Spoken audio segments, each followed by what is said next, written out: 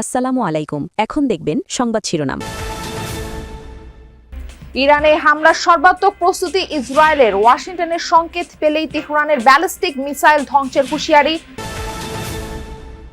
১.৫ বছর ধরে বন্ধ জুরাছড়ি উপজেলা স্বাস্থ্য কমপ্লেক্সের ভবন নির্মাণ কাজ, লাপাত্তা ঠিকাদার, অস্থায়ী ঠিকানায় চলছে চিকিৎসা, ভোগান্তিতে সেবা গ্রহীতারা। নিত্যপণ্যের যোগানে কোনো ঘাটতি নেই দাবি বাণিজ্যমন্ত্রীর। রপ্তানি খাতে নতুন পণ্য যুক্ত করতে চায় সরকার। নিত্যপণ্যের যে পরিমাণ সরবরাহ রয়েছে তা বাজার স্থিতিশীল রাখার জন্য পর্যাপ্ত।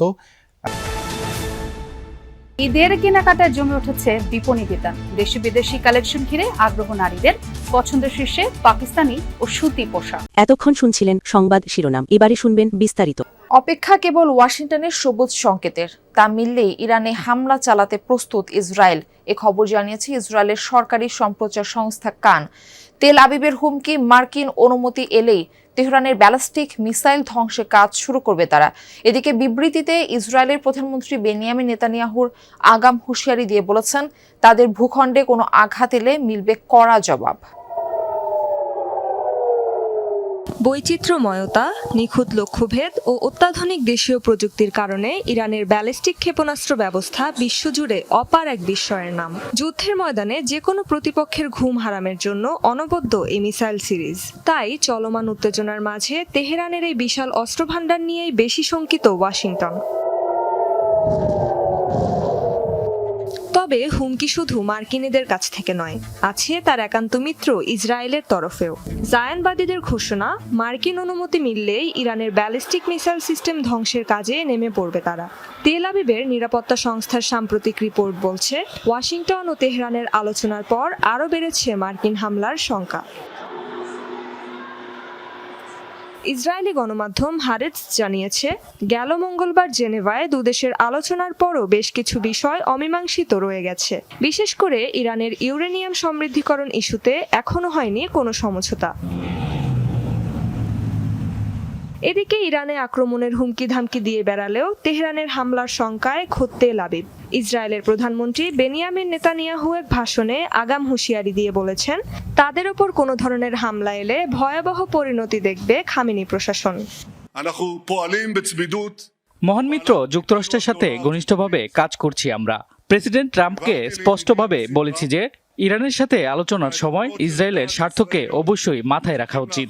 আমরা যে কোনো পরিস্থিতির জন্য প্রস্তুত এবং এটা নিশ্চিত যে আয়াতুল্লাহরা যদি ভুলেও আমাদের ওপর হামলা চালায় তাহলে এমন জবাব পাবে যা তারা কল্পনাও করতে পারছে না।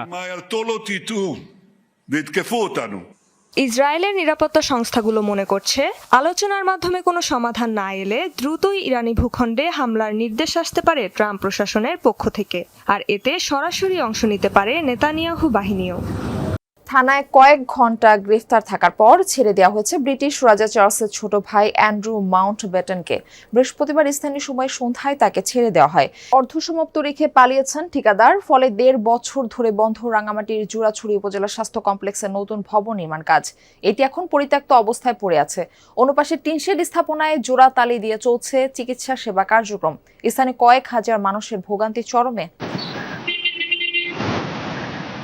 দুর্গম পাহাড়ি উপজেলা জুরাইছড়ি, কয়েক হাজার মানুষের একমাত্র ভরসা উপজেলা স্বাস্থ্য কমপ্লেক্স। কিন্তু সেটি এখন নানা সংকটে জর্জরিত।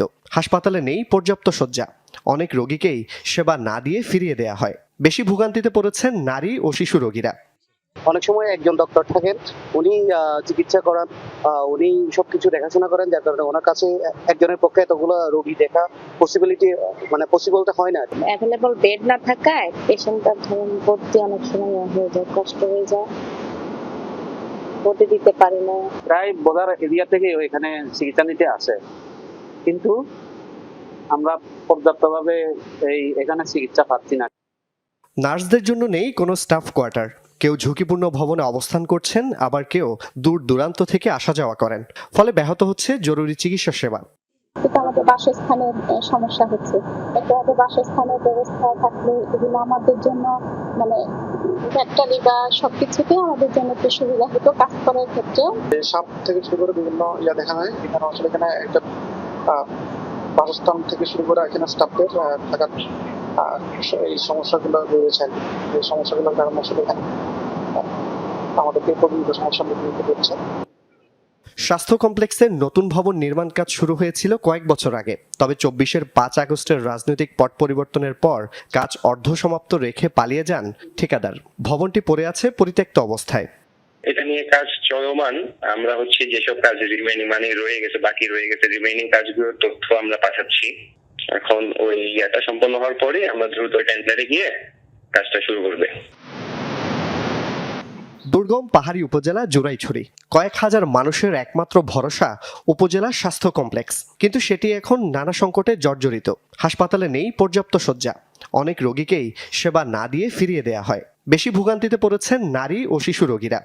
অনেক সময় একজন ডক্টর থাকেন, উনি চিকিৎসা করান, উনি সবকিছু দেখাশোনা করেন, যার কারণে ওনার কাছে একজনের পক্ষে এতগুলো রোগী দেখা পসিবলটা হয় না। অ্যাভেলেবল বেড না থাকায় পেশেন্টটার ধরুন ভর্তি অনেক সময় হয়ে যায়, কষ্ট হয়ে যায়, ভর্তি দিতে পারি না। প্রায় বোদার এরিয়া থেকে এখানে চিকিৎসা নিতে আসে, কিন্তু আমরা পর্যাপ্তভাবে এখানে চিকিৎসা পাচ্ছি না।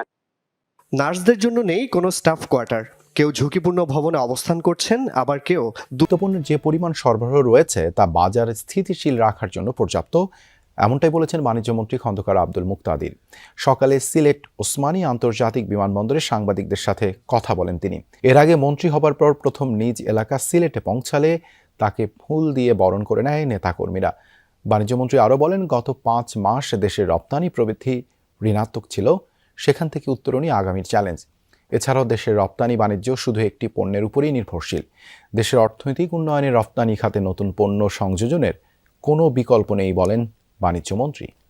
আমাদের হাতে যে পরিমাণ সরবরাহ আছে, সেই সরবরাহ বাজারে মূল্য স্থিতিশীল রাখার জন্য পর্যাপ্ত। সুতরাং এটির জন্য কোনো শঙ্কার কারণ নাই। গত 4-5 মাসে আমাদের একটা ইনক্রিমেন্টাল নেগেটিভ গ্রোথ হচ্ছে রপ্তানি প্রবৃত্তি ঋণাত্মক। আর আমাদের রপ্তানির একটা মাত্র পণ্য 85% আমাদের পুরো রপ্তানি বাস্কেটে। এটি তো আমাদের জন্য চ্যালেঞ্জিং। প্রথম রোজার আগে পোলট্রি বাজারে ক্রেতার যে চাপ ছিল, এখন তা কিছুটা কমেছে, তবে দামে খুব একটা প্রভাব নেই। কেজিতে গড়ে 30 টাকা বাড়তি গুনতে হচ্ছে ব্রয়লার ও সোনালী জাতের জন্য। হাত দেওয়ার জো নেই দেশি মুরগিতে। ব্যবসায়ীরা বলছেন, খামার পর্যায়ে দাম চড়া, বাড়তি চাহিদার সুযোগ নিচ্ছে অনেক অসাধু বিক্রেতা। তবে দ্রুতই পরিস্থিতি স্বাভাবিক হবে, আরও জানাচ্ছেন সহকর্মীরা। প্রথম রোজার ঠিক আগের দিন, অর্থাৎ যেদিন সেহেরি হলো, তার ঠিক আগ মুহূর্তে মুরগির দোকানে যে পরিমাণ প্যানিক বাইং বা মানুষ উৎসুক হয়ে মুরগি কিনতে শুরু করেছিল, সে কারণে কিন্তু আমরা এমন খবরও পেয়েছিলাম যে বাজার এক ধরনের সংকট তৈরি হয়েছিল। আর দাম যে এসব ক্ষেত্রে বাংলাদেশে বাড়ে সেটি তো স্বাভাবিক।